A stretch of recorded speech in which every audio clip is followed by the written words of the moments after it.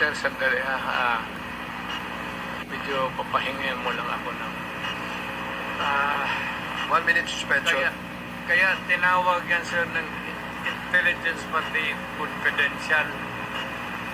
Kaya huwag kang magtanong kung anong confidential ginawa mo. Confidential nga eh. Thank you, Mr. Chair.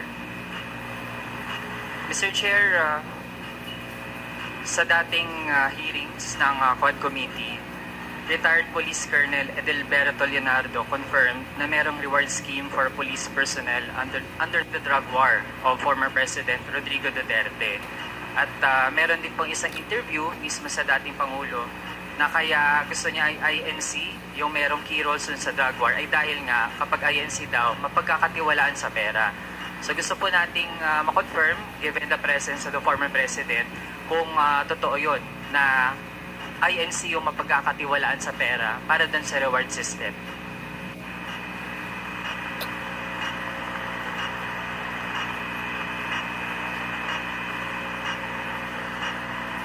The reward system.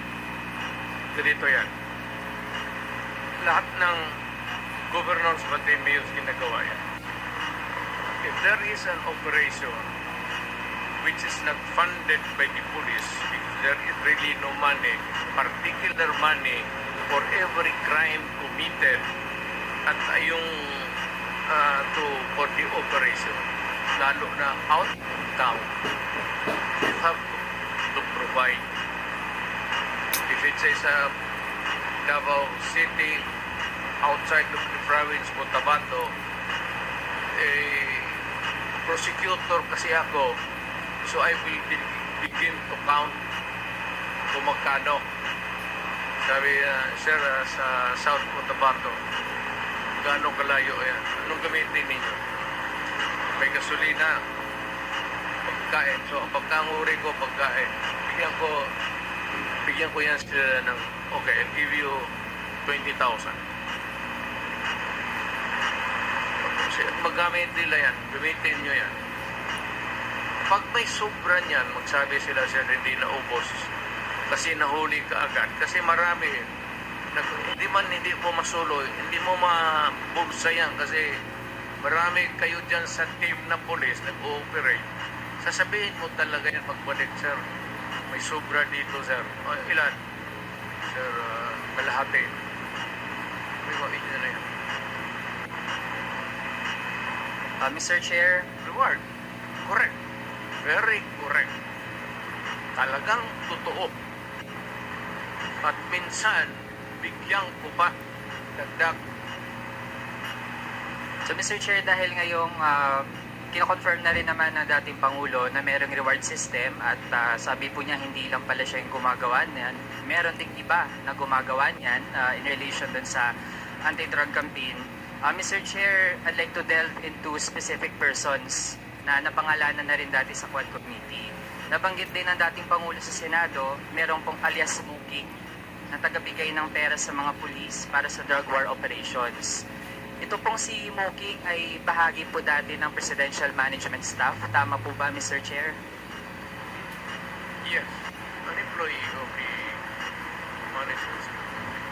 Mr. Chair, bakit kinakailangan na isang taga-presidential management staff ang tagabigay ng pera? Saan po ba nanggagaling yung pera na siyang ginagamit para dun sa reward system? Is an order fund of the government.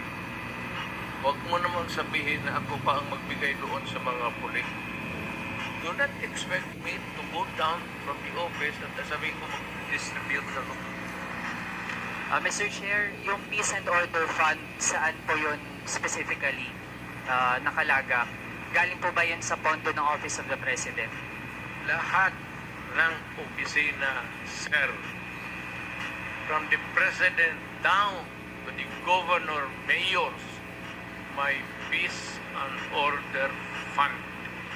Discretionary yan ng Mayor, ng Governor, ng Presidente. Mr. Chair, yung Peace and Order Fund sa mga local government units natin, yun po ay kinukuha mula dun sa confidential fund. So kung sa Office of the President, lalo na't meron ding allocation for confidential and intelligence fund, doon din po ba kinukuha yung Peace and Order Fund para doon sa reward system?